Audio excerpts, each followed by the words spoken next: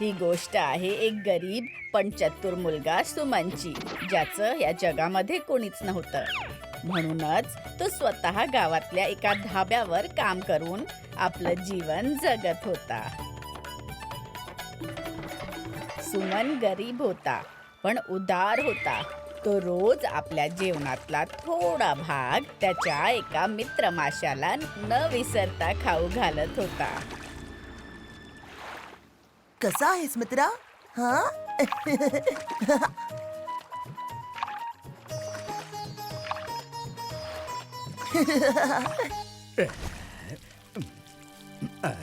सुमन, धाब्यावर चपळाईने काम करताना एका सराईत ठगाची चंटूची नजर त्याच्यावर पडते आणि तो सुमनला त्याच्या सोबत यायची ऑफर देतो. मला काय करावं लागेल? फक्त 40 दिवस आराम करायचाय आणि खायचं प्यायचंय आणि 41व्या दिवशी फक्त थोडा वेळ काम करावं लागेल, ज्याच्या बदल्यात पूर्ण 10 सुवर्ण मुद्रा देईन. एक कामाच्या आधी 9 काम झाल्यावर. सांग, कशी वाटली बेदुडे 4? अशी ऑफर ऐकूनच सुमनच्या डोळ्यामध्ये चमक येते आणि तो लगेचच धाब्यावरचं काम सोडून चंटू सोबत जायला निघतो.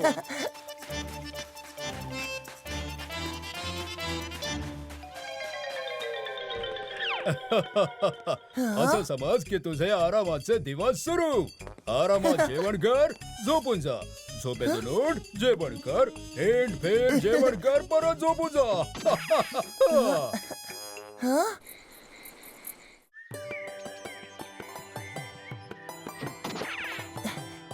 एक दिवस पूर्ण झालं. हा हा, हा.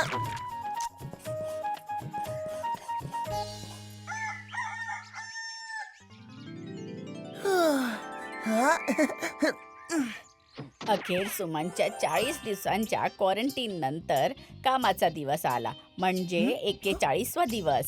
दिलेल्या शब्दाप्रमाणे चंटूने कामाआधी एक सोन्याचं नाणं सुमनला देऊन त्याला स्वतःच्या सोबत घेऊन गेला. ते चालता चालता एका घनदाट जंगलात उंच टेकडीवर पोहोचतात. तिथून खाली एक भली मोठी नदी वाहत होती. या जंगलातली फळं खूपच मौल्यवान असतात. माझी इथून भरपूर फळं घेऊन जायची इच्छा आहे, पण या पोत्यामध्ये किती मावू शकतात हे मला माहित नाही. तर बेदुडे 4, तू या पोत्यामध्ये बसू शकतोस, म्हणजे मला हे पोतं किती वजन उचलू शकतं याचा अंदाज येईल. हो का नाही?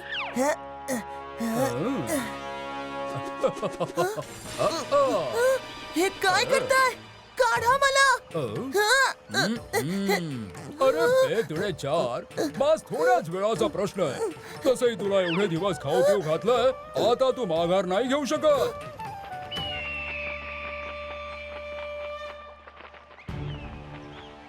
अरे मला बाहेर काढा. हे काय करताय तुम्ही? वाचवा. कोणी आहे? वाचवा. शाबास. वाचवा.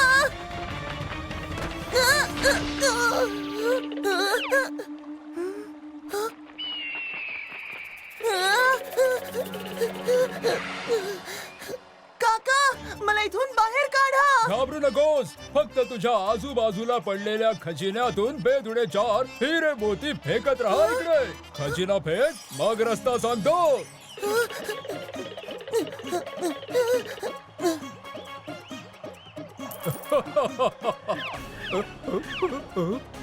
आता तरी सांगा काका.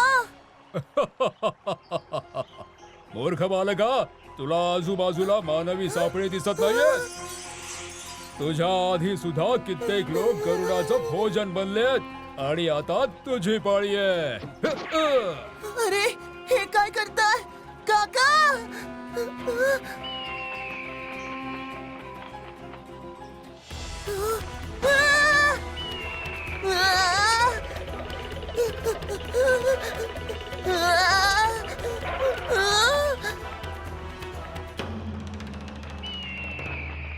जर नदीत उडी मारली तर कमीत कमी वाचायची आशा तरी आहे.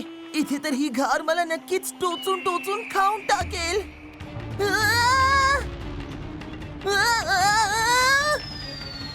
मुलांनो, ही तीच नदी होती जी त्याच्या गावापर्यंत जात होती. आणि गोष्टीच्या सुरुवातीचा मासा लक्षात आहे ना तुमच्या, ज्याला सुमन खायला देत असायचा? जर नदी तीच आहे तर त्या माशाचं घरही ती नदीच असणार ना. अखेर तो मासा योग्य वेळी आपल्या मित्राला वाचवायला पोहोचतो.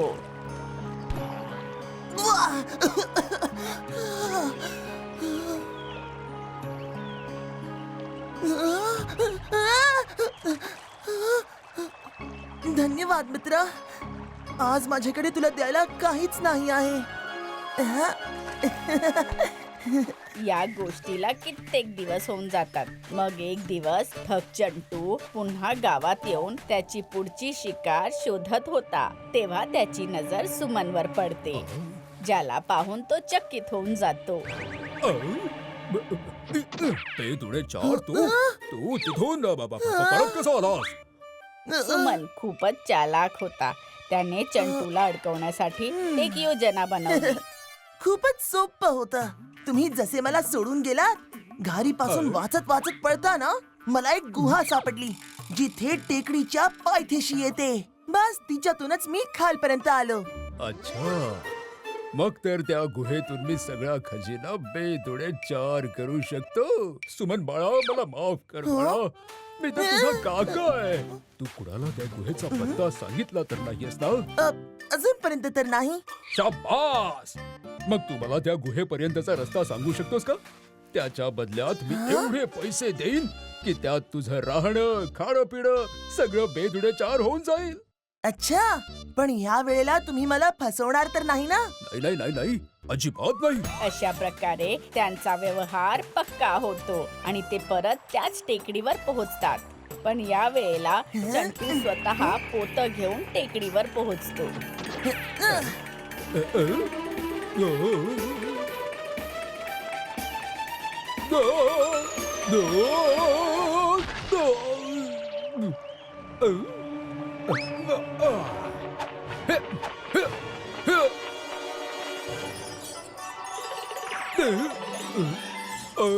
अरे वा, सोना, खजिना.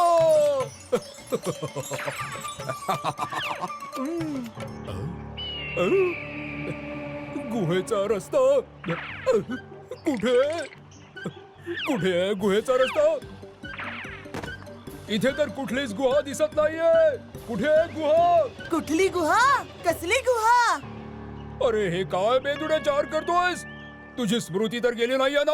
ओ हो काका, तुम्ही तर खूपच भोळे निघालात. जसं तुम्ही मला आणि कित्येकांना तिथे पाठवून घारीचं भोजन बनवलं, तसं मी पण प्रयत्न केला आणि तुम्ही अडकलात. तिथे कुठलीच गुहा नाहीये. काय तू मला मूर्ख बनवलंस? या बेदुडे चारच्या नादात मी कुठे अडकलो?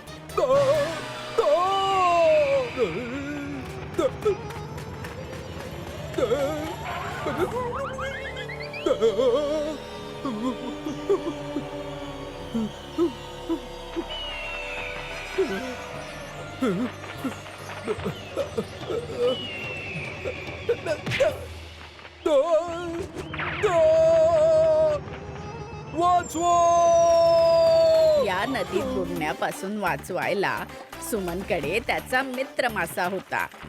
पण चंटूने आजपर्यंत लोकांना फसवायचंच काम केलं होतं. त्यामुळेच त्याला वाचवणारं कोणीच नव्हतं. खूप जुनी गोष्ट आहे. विजयनगरमध्ये भास्कर नावाचा व्यापारी आपल्या व्यापारासाठी येत असत. पण यावेळी त्याच्या गाडीत फळं, अन्न आणि दुसऱ्या सामानांसोबत अजून काहीतरी होतं. आणि ते होतं त्याचा गुबगुबीत मुलगा भानू वर्मा. भानू, इथे येऊन बघतोस का? तुला तर विजयनगर बघायचं होतं ना? कुठे कुठे? अरे बापरे! किती सुंदर नगर आहे बाबा.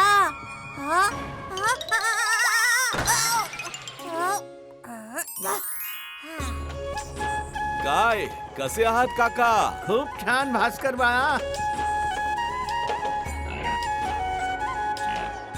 बाळा, हा उपहार चिरोंजी काकांना देऊन ये बरं. जा. बरं. काका काका हा हा?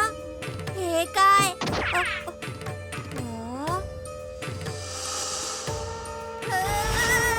भूत भूत वाचवा वाचवा. मी तर सांगायलाच विसरले. भास्करचा मित्र चिरोंजी रुई, कापूस आणि लोकरीचा व्यापारी होता. चिरोंजी काका. अरे वा, या वेळेला तर माझा छोटा व्यापारी मित्रही आला आहे. भानू बाळा, हे एक नाणं घे आणि बाजारात फिरून ये. तोपर्यंत आम्ही एक महत्वाचं काम करून येतो. ठीक आहे? बरं बाबा. बांधलेल्या वासराला जेव्हा मोकळं रान मिळतं तेव्हा खूप आनंद होतो. तेच आता भानू वर्माला विजयनगरचा बाजार फिरण्यात मिळत होता. रंगबिरंगी दुकानं होती, कुठे वेगवेगळी खेळ चालू होती. हा, सुगंध. जिलेबी.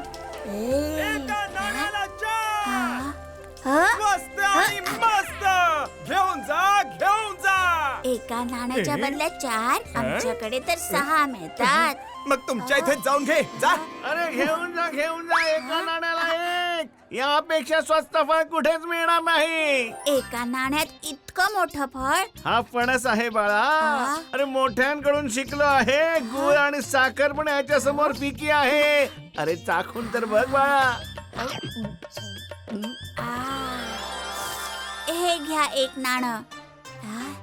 हा, पण याला तर काटे आहेत. अरे हे साल आहे. याला कापून आतमधला गर खायचा असतो. बरं.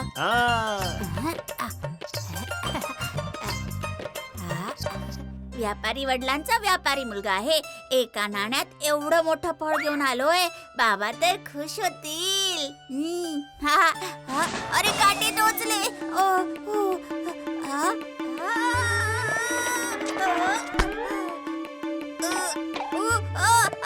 नाही पडेल पडेल. आता काय करू काय करू. वा, गुळ आणि साखर तर काय, याच्या समोर मध सुद्धा फिक्कट आहे.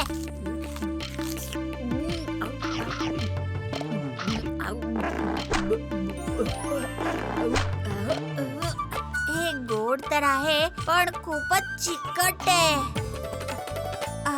अरे निघ, निघ, निघ.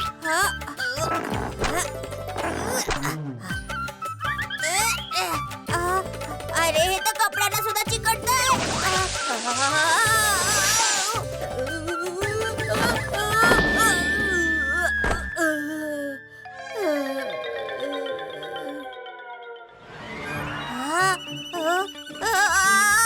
हे काय झालं. बाबा तर येतच असतील. आता काय करू. गरम पाणी. अरे भानू, अरे बाबांनी जर मला या अवस्थेत पाहिलं तर खूप रागवतील. ए भानू वर्मा. असं दिसतंय की त्याला विजयनगर खूपच आवडलेलं आहे.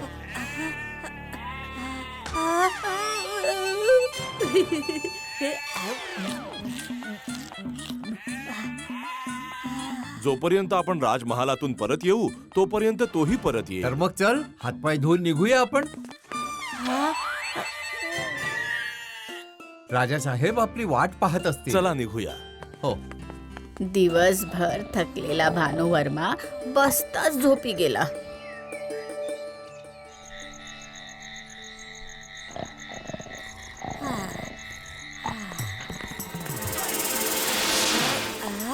चुंगी, असं वाटतं इथे कोणीच नाहीये रे. चोर आले. 1 2 3 4 जेवढ्या मेंढ्या उचलू शकतो तेवढे उचलू येणार आहे. मुंगी चल.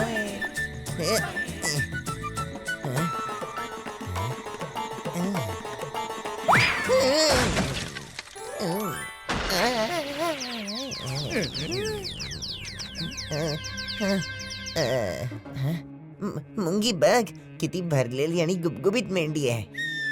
हो ह्या चौघीन एवढी ही एक आहे. आवाज केला तर लोक येतील आणि बाबांनाही बोलावतील. नाही नाही, गप्पा बसण्यातच आपलं भलं आहे.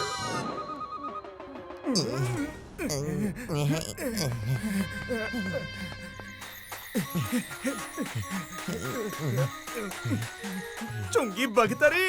अरे अंधारात मेंढी समजून छोटा हत्ती तर उचलून आणला नाही ना. कंबर मोडली आहे याच्यामुळे.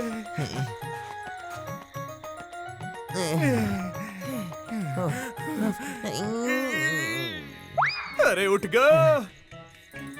मुंगी बहुतेक मेंढी थकली आहे. बघ ना किती शांतपणे झोपली आहे ती. अच्छा. हे काय शिंकणारी मेंढी. मी मेंढी नाही, भानू वर्मा आहे. मुंगी ही तर बोलणारी मेंढी आहे. ही मेंढी नाही, भूत आहे भूत. मला तर भीती वाटते. मला सुद्धा. मी भूत आहे.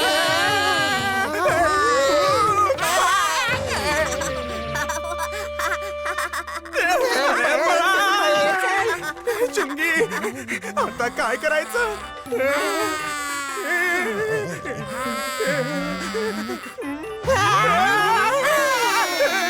अरे कुठे पळताय? मला भेटायचं नाहीये का?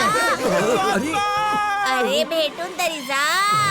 अरे हा तर माझ्या भानूचा आवाज आहे. भानू वर्मा, अरे ही काय अवस्था केलीयस. अहो बाबा तुम्ही मी काही नाही केलंय. हे सगळं कपटी फणसाने केलंय. जर हाताला तेल लावलं असतं तर फणसाचा चिक चिकटला नसता. पण काही हरकत नाही, शिकवण तर मिळाली. हा, यात काय आहे बाबा? बाळा, हा राजा विद्याधरजींनी उपहार दिलाय आपल्याला. हा, बघू याच्यात काय आहे. हा, इथे सुद्धा कपटी फणस. मला कोणत्याही संकटात नाही पडायचंय. बाळा! विजयनगरमध्ये उडंका नावाचा एक माणूस राहायचा. प्रत्येक व्यक्तीची काही ना काहीतरी ओळख असते. त्याचप्रमाणे उडंकाची ओळख होती त्याची कंजूशी. तो इतका कंजूस होता की स्वतःची चप्पल देखील हातात घेऊन चालायचा. अरे वा, मजाच आली बुवा. पै पै साठून. कसला भव्य विवाह सोहळा होता. कसलं भव्य जेवण. स्वादिष्ट नारळाची वडी. वा वा वा. मी आजवर अशी कधीच बर्फी खाल्ली नाही. पै पै जोडून. तुम्ही अशी बर्फी कधीच खाल्ली नव्हती. आणि मी तर तुमच्यासारख्या कंजूस माणसाशी लग्न केल्यानंतर बर्फीच खाल्ली नाही.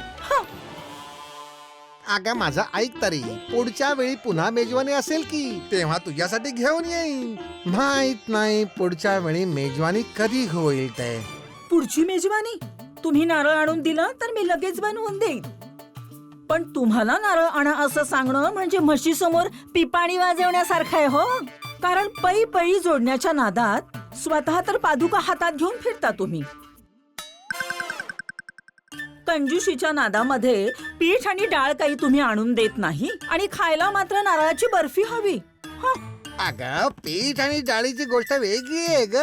जर तू बर्फी बनवणार असशील तर लगेच नारळ घेऊन येतो बघ. पाय पाय जोडून. हो हो, द्या आणून. लगेच आणतो. नारळ घ्या नारळ. नारळ घ्या नारळ. अहो भाऊ कितीला दिले. प्रत्येक नारळ 5 नाण्यांना दिला. 5 नाणे. 5 नाणी दिली तर माझं तर दिवाळं वाजेल ना रे भाऊ. तर थोडं तरी कमी करा. पै पै जोडून. पै पै जोडून जर तुम्हाला हे नारळ स्वस्तात हवं असेल तर 10 मैल चालत जा. तिथे तुम्हाला हे नारळ 3 नाण्यात मिळू शकेल. काय 5 नाण्यांचा नारळ केवळ 3 नाण्या.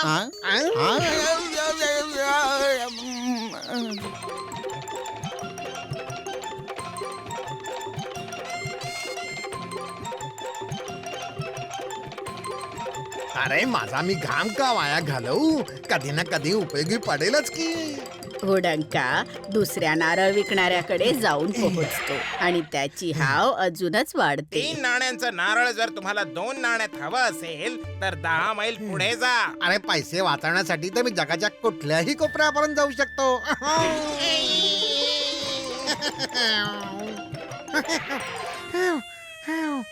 एखादं वाहन मिळालं असतं तर.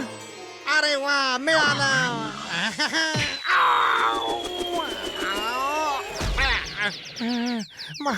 मारायचंच होतं तर जरा तीव्रतेने तरी मारायचं की, म्हणजे मी सरळ नारळ विकणाऱ्यापाशी जाऊन पोचलो असतो. ऐका भाऊ, मी विजयनगर वरून चालत आलो आहे इथे. तर मग काय मी तुझं स्वागत करा, नारळ फोडू?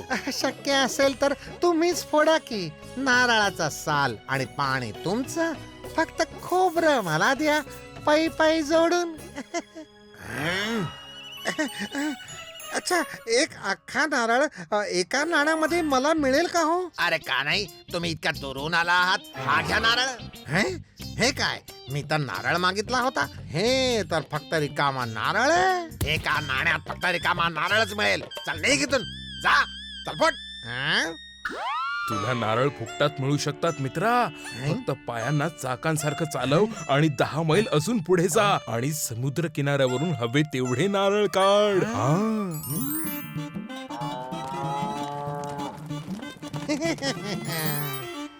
अरे वा वा.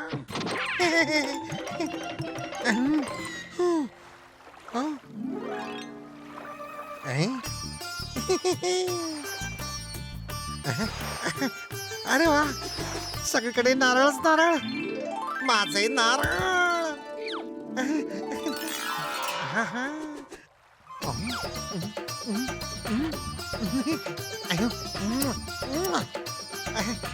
अरे अरे तू का. अरे हे काय होत आहे. अरे वाचवा, अरे कोणतरी वाचवा रे मला, मी लटकलोय. कोणी ऐका पाय पाय जोडू. अरे हे कसं काय झालं? कसं आणि काय ते नंतर सांगतो. तू माझी खाली उतरायला मदत तरी कर. मी कशी काय मदत करू शकतो? अरे स्वतः हत्तीवर बसलायस तरी थोडस डोकं नाही का चालवता येत तुला पाय पाय जोडू. हत्तीवर उभा राहा आणि माझ्या पायांना पकड, मग मी उतरेन. ठीक आहे? हो, हे सगळं करायला तर खूप वेळ लागेल आणि मी थोड्याशा घाईतच आहे. मात्र हो, जर तू मला 100 नाणी दिलीस तर मग मी विचार करू शकतो. 100 नाणी? मी पायी पायी वाचण्यासाठी इथवर आलो आणि तुला मी खाली उतरण्यासाठी 100 नाणी देऊ म्हणतोयस? अहो नाही, कसलीच घाई नाही. तुम्ही शांतपणे लटकत लटकत व्यवस्थित विचार करा. मी आपला चाललो. अरे अरे थांब मित्र, थांब. मी अवश्य देईन. तू फक्त मला खाली उतरव रे बाबा. चल माझ्या अप्पू. शाबास शाबास. अरे पाय तरी खाली घे ना.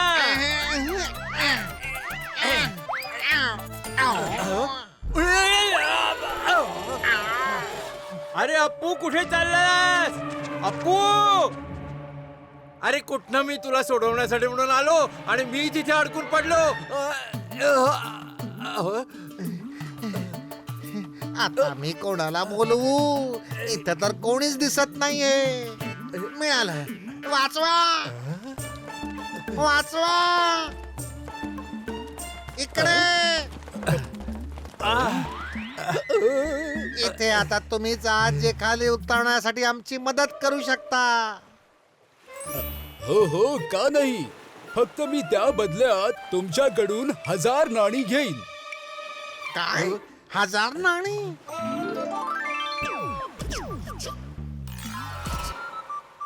तुला माहिती तरी आहे का, मी पै पै जोडून 1000 नाण्यांच्या बदल्यात 1000 नारळ विकत घेऊ शकतो. हो, आणि मला हे देखील माहित आहे की 1000 नाणी नाही दिली तर तुम्हा दोघांच्या हाडांचे 1000 तुकडे होऊ शकतात. मी तर चाललो बाबा. अच्छा बरोबर, ठीक आहे. मी देईन.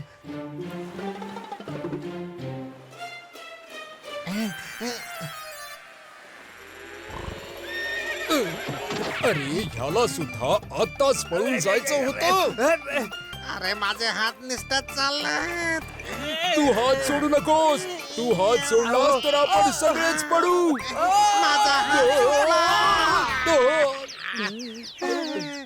गेलो कामातून. माझी नाणी. अग ऐकतेस का?